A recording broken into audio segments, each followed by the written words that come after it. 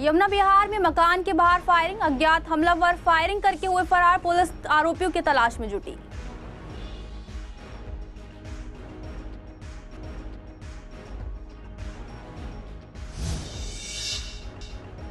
दिल्ली में सीएनजी स्टेशनों की संख्या हो गई 500 के पार, पेट्रोल पंपों के मुकाबले सीएनजी स्टेशनों की संख्या ज्यादा, अब भी सीएनजी भरवाना बना हुआ है सिरदर्द।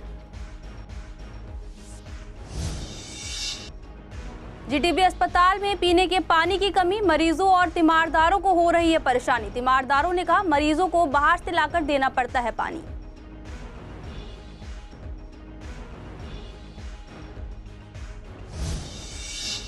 शाहदरा पुलिस ने ऑटो लिफ्टरों को किया गिरफ्तार, आरोपी के पास से चोरी की स्कूटी और बाइक बरामद, गुप्त सूचना के आधार पर हुई कार्रवाई।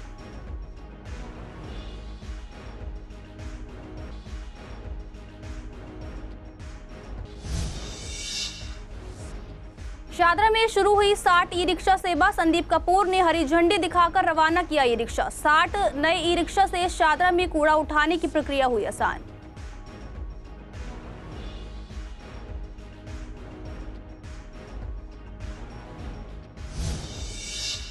नमस्कार, आप देख रहे हैं सीसीएन लाइव। मैं हूं आपके साथ खुशी श्रीवास्तव। स्वागत है आपका हमारे खास कार्यक्रम पूर्वी दिल्ली खास में। बुलेटिन की शुरुआत करते हैं कुछ खास खबरों के साथ।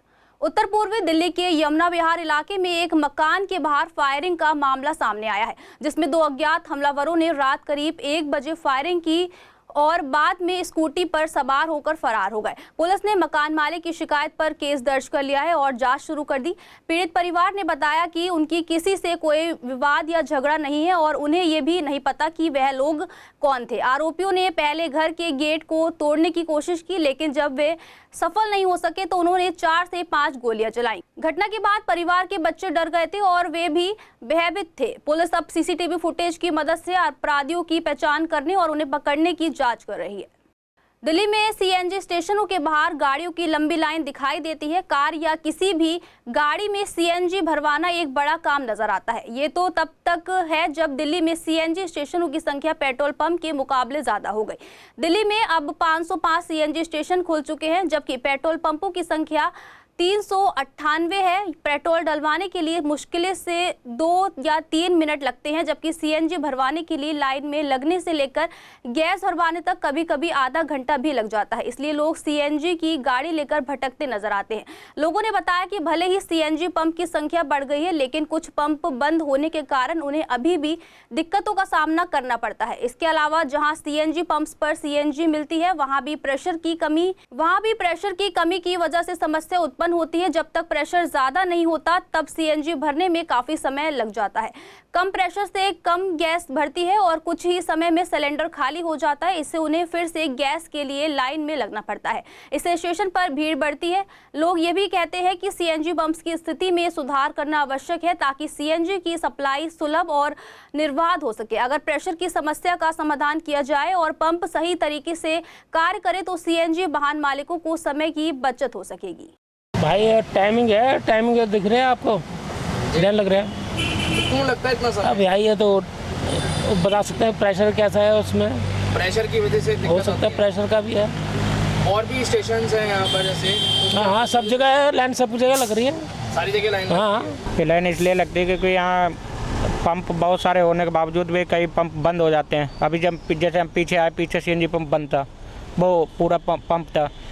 यहाँ पे जो है ना, कई बार प्रेशर होता है, कई बार नहीं प्रेशर होता है, तो इस वजह से और ज़्यादा लाइन लगती है ना। कितनी दिक्कतें होती हैं आप लोगों को? और बहुत ज़्यादा दिक्कत होती है कि सीएनजी कई बार हम ये मान के चलो कृष्णा नगर से खाली आ रहे हैं 15 मिनट दूर से, बाद भी आपको पता चलेगा वहाँ 1 घंटे लाइन में लग के गए, उसके बाद पता चलेगा 100 प्रेशर है उसमें।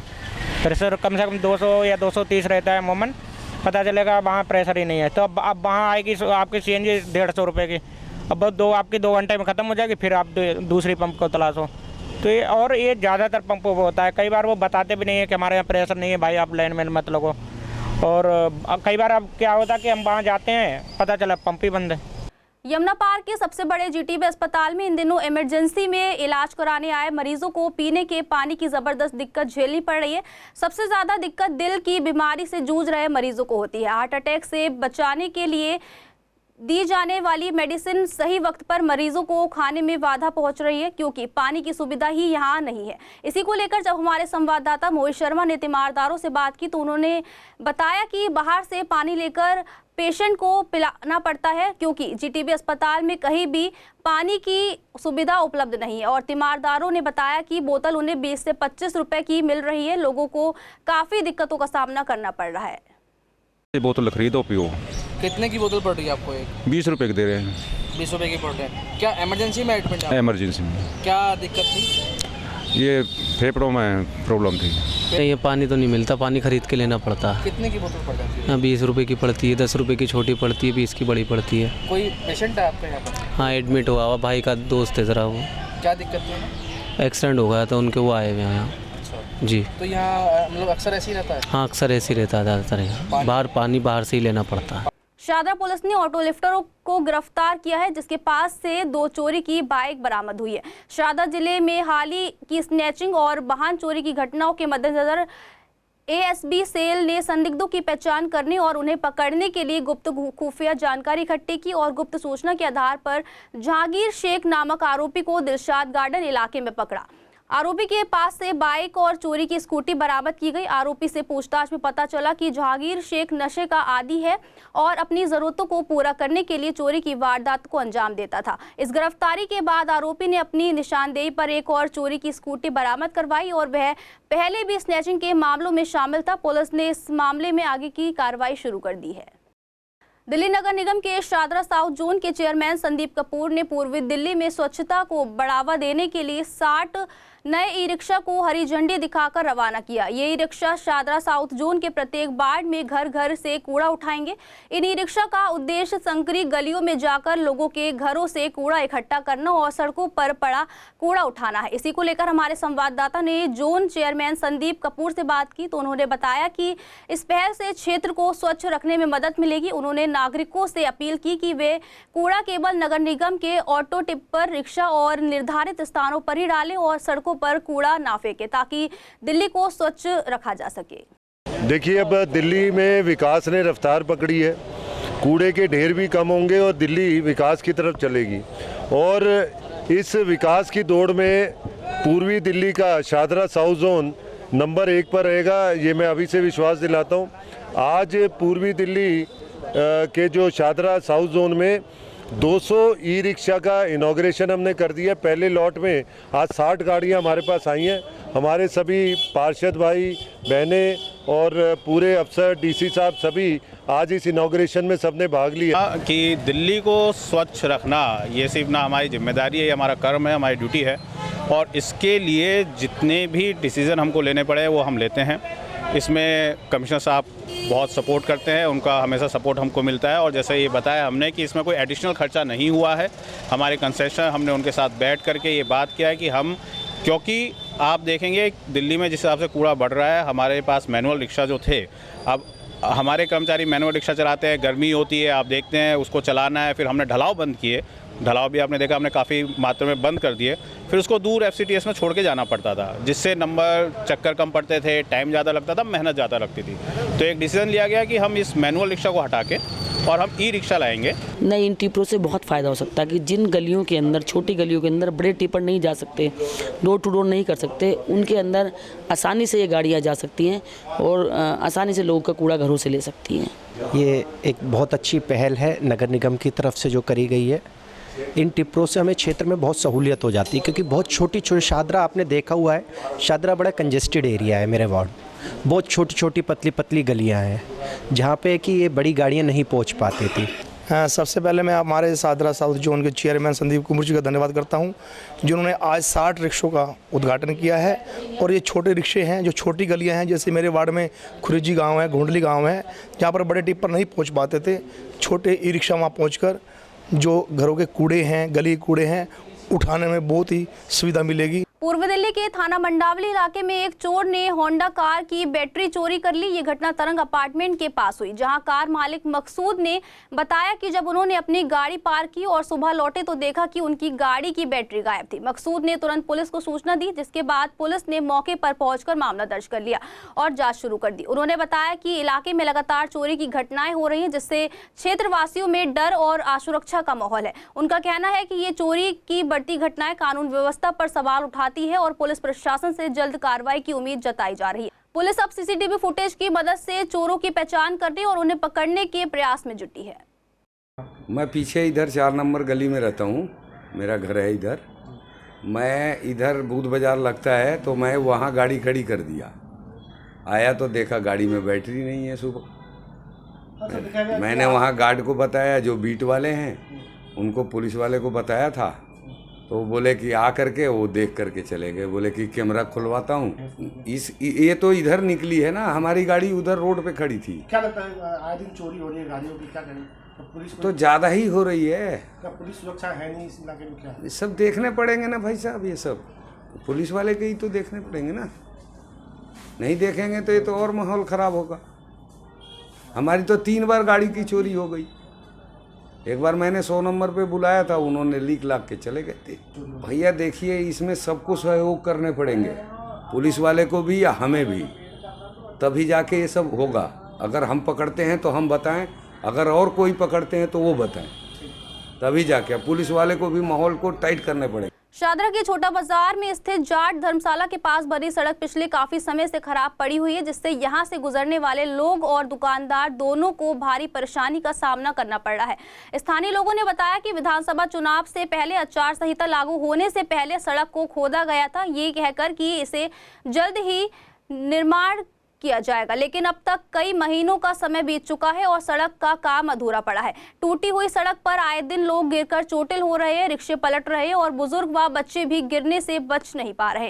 दुकानदारों का काम भी प्रभावित हो रहा है, क्योंकि लोग इस खस्ता हाल सड़क पर चलने में हिचकिचाते हैं। स्थानीय लोग लगातार शिकायतों कर रहे हैं और मांग कर रहे हैं कि सड़क को जल्द से जल्द बनाया जाए, ताकि उनका सफर और व्यापार दोनों समान हो सके।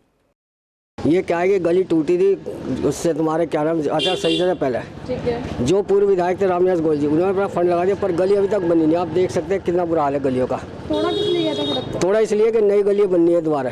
हाँ, अभी तक कुछ नहीं हुआ इनका। अभी दिक्कतें कितनी हो रही गाड़ी चलाने में? गाड़ी चलाने में पीछे भी 3-4 दिन पहले एक बुढ़िया गिरी, उसके चोट भी लग गई थी। वो भी आपको बताइए, मैडम डॉक्टर है, यही रहती है ऊपर ही। वो बताइए कि कैसे उन्होंने मल्लम पट्टी करके उस बुढ़िया घर पर भेजा था। ये गली नहीं, आप पीछे लोग, ये भी तोड़ी हुई है, जैन मंदिर गली, सारी गली तोड़ रखी है। अभी तक कुछ नहीं बना। भी या तो तोड़ते ही मत, मरम्मत ही मत करवाते, बनने की जरूरत नहीं थी। अभी तो इसके बाद तो एक्शन लिया जाए, बस यही चाहते हैं कि जल्दी से जल्दी बन जाए। बस कैसे आ रहे हैं कैसे जा रहे हैं वो हमें पता है। 15 साल से तो पहले ये सड़क ही नहीं बनी।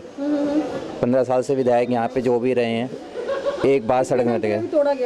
ये तोड़ा गया इलेक्शन से 2 दिन पहले, और आज 1 तारीख हो गई, महीना होने आ रहा है, महीना होने चुका है, लेकिन अब तक कुछ कोई नहीं है। यहाँ से लेके पीछे तक आप मतलब कहीं जा ही नहीं सकते पैर रख के। दिक्कतें हो रही बहुत ज़्यादा। तो शिकायत है कि आप लोगों ने कि जल्द से बनाया गया सड़क को? सबसे कह चुके, इनसे कह चुके, क्या मतलब आपको नहीं बनाना तो वैसे बता दो जी, हमें नहीं बनाना तो तोड़ो मत, अगर आपको तोड़ नहीं है तो बनाओ तो कोई कम से कम। मैम बहुत ज़्यादा प्रॉब्लम हो रही है, छोटे बच्चों के साथ, बड़े लोगों के साथ में, सबके साथ बहुत ज़्यादा प्रॉब्लम हो रही है। अभी परसों पहले दिन एक एजेड लेडी थी, वो सड़क पे गिर गई मैम, और इलेक्शन से 1 दिन पहले सड़क टूटी थी, और उसके बाद उस टाइम थोड़ी सी टूटी थी, और उसके बाद में पूरी अब टूट गई है, लेकिन अभी तक कंस्ट्रक्शन का कोई मतलब नहीं है। जी, ये शॉप है मेरी, यहाँ पे कस्टमर नहीं आ पाते हैं, यहाँ किराया लगता है बहुत ज़्यादा, कोई कस्टमर नहीं आ पाता, बहुत दिक्कत होती है। पानी भर जाता है गलियों में, 1 महीना हो गया तोड़ के डाल रखे है। हाँ, यहाँ पे ऐसे ही रहा है, हमेशा से ऐसे ही रहा है, 12 साल हो गए इस गली को देखते देखते। दिल्ली नगर निगम प्रशासन ने शुक्रवार को बयान जारी करके कहा कि संपत्ति कर में कोई छूट और रियायत नहीं दी गई। विभिन्न मीडिया प्लेटफॉर्म पर संपत्ति कर छूट के बारे में प्रसारित हो रही जानकारी गलत है। इसी को लेकर एमसीडी प्रॉपर्टी टैक्स के अधिकारियों ने बताया कि उनके पास अभी प्रॉपर्टी टैक्स में छूट को लेकर ज्यादा इंक्वायरी नहीं आ रही, लेकिन अभी भी लोगों को प्रॉपर्टी टैक्स भरने में कई समस्याओं का सामना करना पड़ रहा है। हालांकि अधिकारियों ने बताया कि पिछले 3 सालों से प्रॉपर्टी टैक्स भरने के लिए एपिक नंबर की मदद से आसानी से टैक्स भरा जा सकता है, लेकिन बहुत से लोगों के पास अभी तक प्रॉपर्टी का एपिक नंबर नहीं है। अधिकारियों ने यह भी कहा कि अगर किसी को एपिक नंबर की आवश्यकता हो तो वे उसे प्रोवाइड करा देंगे ताकि लोग बिना किसी परेशानी के प्रॉपर्टी टैक्स जमा कर सके। अधिकारियों ने यह भी आश्वासन दिया कि वे इस प्रक्रिया को और सरल बनाने के लिए लगातार काम कर रहे हैं। ठीक, कोई जनरली क्वेरीज हैं इनकी, कोई ऐसा कोई टिपिकल नहीं है। किसी ने नहीं जमा करा तो वो जमा करा रहे हैं आके यहाँ पर। अगर किसी का यूपिक नंबर नहीं है तो वो जनरेट हो जाता है, वो डिपार्टमेंट में आते हैं तो उनके डॉक्यूमेंट्स देख के उनका यूपिक जनरेट कर दिया जाता है और अकॉर्डिंगली उनकी पेमेंट हो जाती है। आज अभी यहाँ करीबन 10-12 टैक्स पेयर आए, बट अनफॉर्चुनेटली सभी का जो करंट ईयर का जमा था पहले से ही, अप्रॉक्स मेरे ख्याल से 15-20 तो आ गए, 15 आ गए। पूर्व दिल्ली के शादा जिले में सेवा भारती द्वारा जागृति एनक्लेव में सामूहिक विवाह कार्यक्रम का आयोजन किया गया, जिसमें 8 जोड़ों ने अपने नए जीवन की शुरुआत की। इस अवसर पर संवाददाता से बात करते हुए आयोजकों ने बताया कि पूर्वी दिल्ली के 4 स्थानों पर ऐसे विवाह कार्यक्रम आयोजित किए गए हैं। अब तक सेवा भारती ने कुल 31 असमर्थ परिवारों के विवाह संपन्न कराए हैं। इस कार्यक्रम में सभी जरूरी चीजें जैसे स्वागत से लेकर विदाई तक की व्यवस्था सेवा भारती ने पूरी की। विवाह से जुड़े सभी खर्चों को सेवा भारती ने उठाया, जिसमें 1 रुपए भी नहीं लगा। विवाह से जुड़े सभी खर्चों को सेवा भारती ने उठाया, जिसमें 1 भी रुपया नहीं लिया गया। यहां तक कि दुल्हन को सजाने के लिए मेकअप आर्टिस्ट भी सेवा भारती ने उपलब्ध कराई। विवाह से जुड़े सारे समर्थन और मदद से काफी खुश थे और उन्होंने सेवा भारती का धन्यवाद किया। सेवा भारती एक ऐसा सामूहिक कार्यक्रम करता है हर प्रतिवर्ष, जो कि यहाँ जितने लोग भी आते हैं सबका मान सम्मान किया जाता है और बहुत खुश होकर जाते हैं। जिस कन्याओं का वर वधू का यहाँ कन्यादान होता है सब बहुत प्रसन्नचित मन से जाते हैं। और सेवा भारती पूर्वी दिल्ली में जितनी भी संस्था है सबसे अति उत्तम है और जितना भी हो सकता है अपने पुत्र पुत्री की तरह भर्ती भांति से जितना भी सामग्री होता है, सम्मान होता है, उतना किया जाता है। और जितने भी गरीब बच्चे होते हैं, लड़कियां होती, कन्याएं होती हैं, बड़ी श्रद्धा की, बड़ी निष्ठा के लगन के साथ यहाँ उनका कार्यक्रम करते हैं। बड़ी ही जितने भी आते हैं इससे किसी से कम नहीं, इतना बढ़िया करते हैं। तो हमारे महेश राजपूत और जितने भी यहाँ के संयोजक हैं उन सबको भगवान अन्न धन से भंडार धरे। और ये रामलला दर्शन, I went to Naimisharaya and I went to Kashi, and now I think this is a fitting culmination of my yatra to share in this joyous occasion. And definitely if I can share in more events like this, I would love to share in more events like this.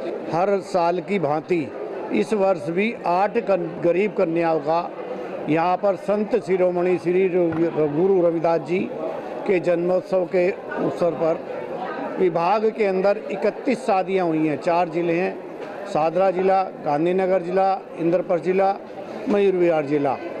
और सभी कन्याओं को हम शादी बड़े अच्छे पूरा का पूरा घरेलू सामान देते हैं और उनके वर पक्ष और वधू पक्ष की ओर से सब सामान जो भी आता है वो सबको दिया जाता है। देखो जी, ये जो गरीब कन्याओं की शादी करना ये बहुत अपने आप में बहुत महादान महाकल्याण सब कुछ है। मैं एस्ट्रोलॉजर गुरशरण सिंह हूँ और मैं इनके साथ जुड़ा हूँ सेवा भारती के साथ। नहीं, अभी तक मुझे कुछ लाने की कोई ज़रूरत नहीं पड़ा अभी तक यहाँ। बहुत अच्छा लगा।